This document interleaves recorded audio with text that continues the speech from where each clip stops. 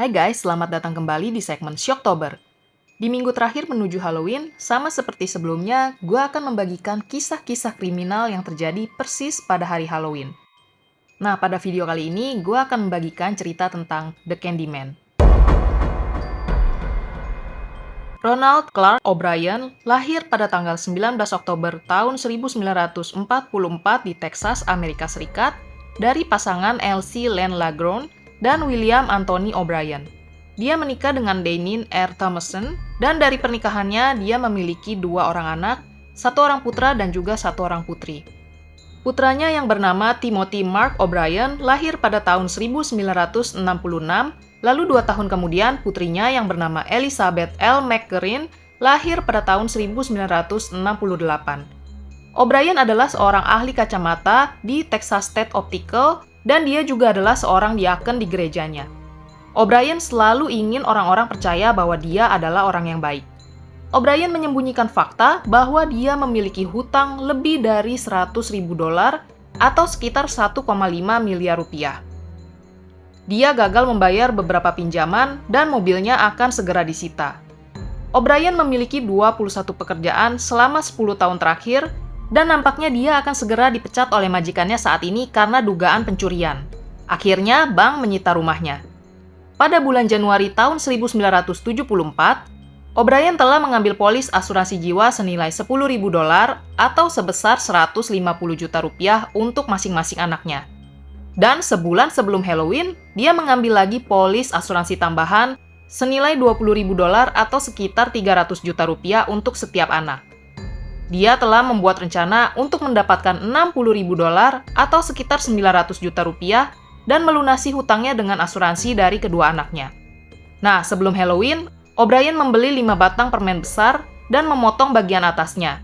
Dia menuang sebagian permen bubuk ke dalam tabung dan mengisi ulang tabung dengan bubuk sianida.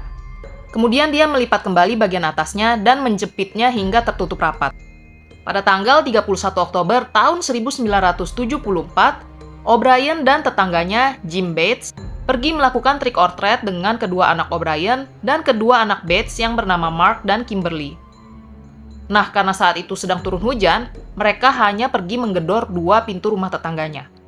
Rumah pertama tidak menjawab ketukan pintunya, lalu mereka pun beralih ke rumah berikutnya. Tapi saat Jim dan 4 anak-anak itu berjalan ke rumah berikutnya, O'Brien ternyata tetap tinggal di sana dan menyiapkan sebuah skenario bahwa pemilik rumah sebelumnya telah membuka pintu dan memberikan 5 batang piksi raksasa, lalu dia memberikan kepada setiap anak 1 permen. Dan sisa 1 permennya diberikan kepada anak tetangga yang lain. Begitu O'Brien dan anak-anaknya sampai di rumah, dia mengizinkan anak-anaknya memilih 1 potong permen untuk dimakan sebelum tidur.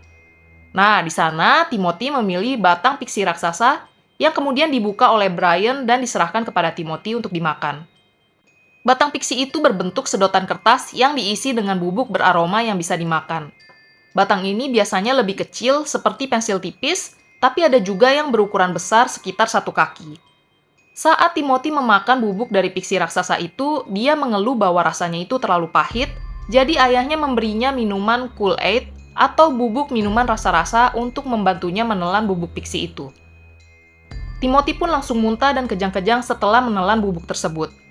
Dia dilarikan ke rumah sakit, tetapi sayangnya dia ternyata sudah meninggal saat dia tiba ke rumah sakit. Kematian Timothy akibat permen Halloween beracun itu menimbulkan ketakutan di masyarakat. Banyak orang tua di Deer Park dan daerah sekitarnya menyerahkan permen yang didapat anak-anak mereka dari acara trick or treat ke polisi karena mereka khawatir kalau permen itu juga telah dicampur racun. Polisi menyisir masyarakat dan dengan cepat mengambil 4 permen pixie stick lainnya. 1 permen milik Putri O'Brien, 2 milik Mark dan Kimberly Bates, dan yang terakhir ditemukan di tangan Whitney Parker. Anak laki-laki itu telah mencoba memakan permen tersebut, tetapi dia tidak dapat membuka penjepitnya. Orang tuanya menemukan Parker berbaring di lantai atas dengan bungkusan permen yang belum dibuka di tangannya. Mereka menjadi panik setelah mendengar pemberitahuan polisi mengenai permen beracun. Mereka pun segera menyerahkan permen tersebut ke pihak berwenang. Untungnya saat itu Parker tidak bisa membuka bungkus permen itu, jadi dia pun tidak kenapa-napa. Setelah pihak berwenang yakin bahwa mereka telah mengambil semua permen yang tercemar, mereka pun menguji isi dari permen tersebut.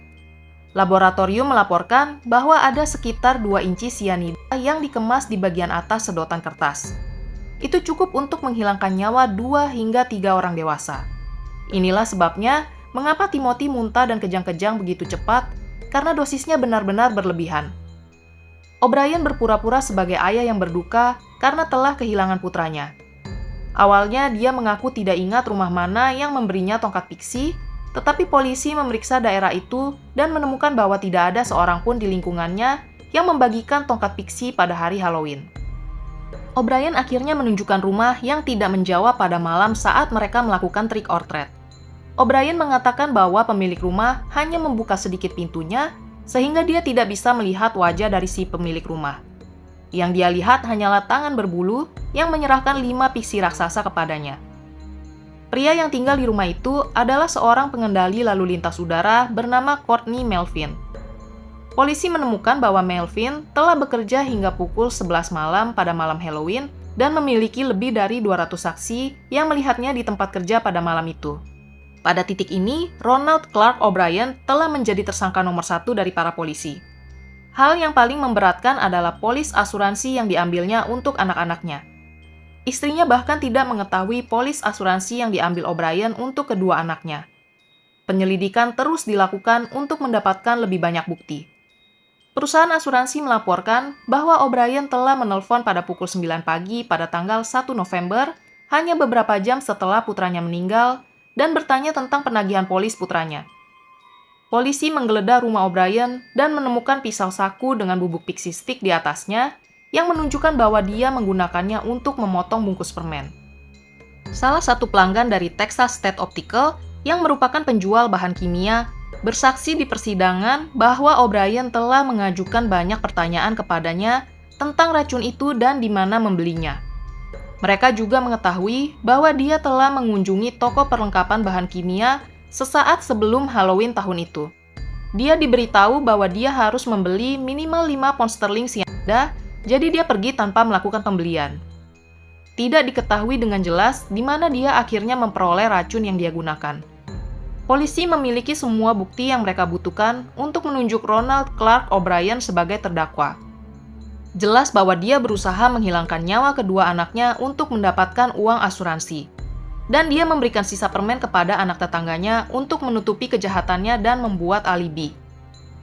Pada tanggal 5 November tahun 1974, O'Brien ditangkap dan didakwa dengan 1 tuduhan penghilangan nyawa berencana dan 4 tuduhan percobaan penghilangan nyawa. Pada tanggal 3 Juli tahun 1975, Ronald Clark O'Brien dinyatakan bersalah atas penghilangan nyawa berencana dan 4 tuduhan percobaan penghilangan nyawa. Dia pun akhirnya dijatuhi hukuman mati. Tak lama setelah dia dinyatakan bersalah, Deneen menceraikannya dan menikah lagi 4 tahun kemudian. Elizabeth pun ikut dengan ibu dan ayah tirinya. Pada tanggal 31 Maret tahun 1984, Ronald Clark O'Brien dieksekusi dengan suntikan mematikan saat dia berusia 39 tahun. Dalam pernyataan terakhirnya, O'Brien mempertahankan ketidakbersalahannya. Dia kemudian mengklaim bahwa dia akan memaafkan semua orang yang terlibat dalam kematiannya. Ironisnya, dia tidak akan pernah pantas untuk mendapatkan pengampunan atas penghilangan nyawa putranya sendiri. Kasus Ronald Clark O'Brien yang membunuh putranya dengan permen beracun telah meninggalkan trauma mendalam pada masyarakat, terutama di Texas, di mana kejadian tersebut berlangsung. O'Brien yang berharap mendapatkan uang asuransi jiwa dari kematian putranya telah meracuni permen pixie stick dengan sianida dan memberikannya pada anak-anak, termaksud Timothy O'Brien, pada malam Halloween tahun 1974. Meskipun hanya Timothy yang memakannya, dampak dari tindakannya menimbulkan ketakutan yang meluas tentang keamanan permen Halloween di seluruh Amerika Serikat. Di Texas, kejahatan ini telah mengguncang komunitas lokal dan mengubah cara orang-orang merayakan Halloween, mendorong para orang tua untuk semakin waspada terhadap permen yang diberikan kepada anak-anak mereka. Sampai saat ini, O'Brien dijuluki sebagai The Candyman dan The Man Who Killed Halloween karena tindakannya telah merusak salah satu tradisi paling ikonik di Amerika, yakni memberikan permen kepada anak-anak pada saat Halloween. Kalau sebelumnya Halloween identik dengan keceriaan dan keseruan, namun setelah terjadinya kejahatan ini, perayaan tersebut menjadi diliputi oleh rasa takut. Masyarakat jadi mulai curiga bahwa permen yang diberikan bisa saja berbahaya, sehingga lebih banyak pemeriksaan terhadap permen yang didapatkan anak-anak dan menimbulkan kecemasan yang terus terbawa dalam perayaan Halloween hingga bertahun-tahun kemudian. Wah, untung aja tradisi ini nggak begitu common ya di Indonesia. Tapi kalian sendiri pernah nggak sih merayakan tradisi khas Halloween ini? Boleh dong bagi-bagi ceritanya di kolom komentar. Jangan lupa like kalau kalian suka video ini, dan tolong bantu subscribe dan share cerita ini ke teman-teman kalian, supaya channel ini bisa makin berkembang. Terima kasih sudah menonton dan sampai jumpa lagi.